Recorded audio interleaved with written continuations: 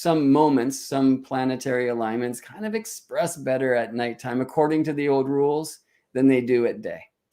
So a cool example is that for those of us born at night, Venus is said to be the principal benefic. She's of the sect. For people born by day, it's Jupiter. These are old Hellenistic rules of astrology that were utilized like almost all the way through and kind of forgotten somehow around 1800 and now being remembered again. So you were born with Venus Cazimi, or you were born with Venus conjoined the sun. That's a big deal. So to move somewhere where it's nighttime allows Venus to be this principal benefic for you, this benefic of the sect. And because she has such a kind of a, well, we call it exalted condition through accidental dignity, to speak nerd astrology talk, in your chart, like it's a good idea to go to places where Venus is strong. All right. And so it's not necessarily like a quote unquote Venus line. We'll get back to what that is in Hawaii when you were born. It's not too far from one, but it is a place where it's nighttime. And according to the tradition, nighttime makes Venus even stronger than she is by day.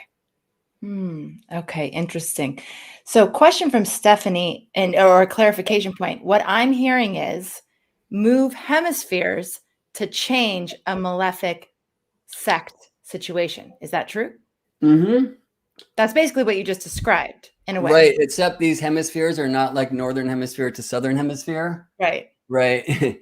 It's like, it's a different, it's because more that's like a permanent situation. Yeah, you're talking Right? about like a time zone difference. Exactly. It's about moving across the terminator, which is the astronomical term for the shadow line on both sides, right? The sunrise and the sunset line. So like on an astrocartography map, right? And the softwares these days let us push a button, and they have them at astro.com and astro-seek.com, which is a place I play often. And there's a lot of places where you can cast a astrocartography map for free. You can see where the sun was rising in the moment of your birth, which will look like a curve across a flat map, but it's actually like a hemisphere around the globe, right? And the other side of that hemisphere is where the sun was setting.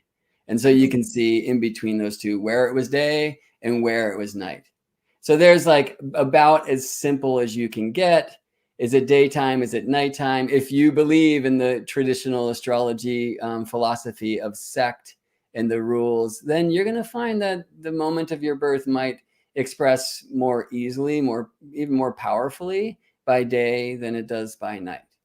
Okay, so let's like go from that, one or the other situation and now get into the 12. Your rising sign. I mean, traditionally the ascendant is the horoscope.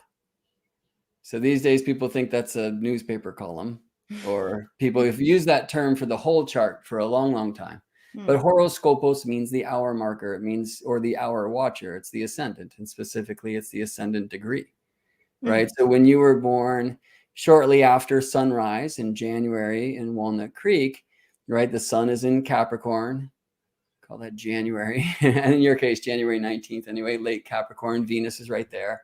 And after sunrise, Capricorn had already risen, and now Aquarius is rising. Yeah. So the hour marker, and to use old terminology, then the lord of your hour marker is Saturn, because traditionally Saturn is said to keep homes in both the signs of Capricorn and Aquarius, traditionally. Yeah. And so that's like a lifetime thing. And by the way, you can move as much as you'd like, and you're going to bring your like birthplace with you. You're going to bring your birth chart with you. I think you and I can both agree we were born not only at a time, but in a place for a reason, and probably to specific parents and siblings and things like that for a reason. And this is, all about incarnation and coming to a place like this with the appearance of time and space where we can grow, right? Which is optional, because it requires healing, right? So, but healing comes first from feeling, completely optional and actually not promoted by our crazy culture, right? Feeling opens healings, opens knowings, opens growings. And if you're in a place where you can't feel, right, like abusive place or something like that, traumatic place, or just locked down, then there's probably places on the globe where that heart can get ripped open for you. Mm. And while that might not be a place that you want to live long term, sometimes it's good to go to a space just to get initiated, and the maps might say, hey, come here.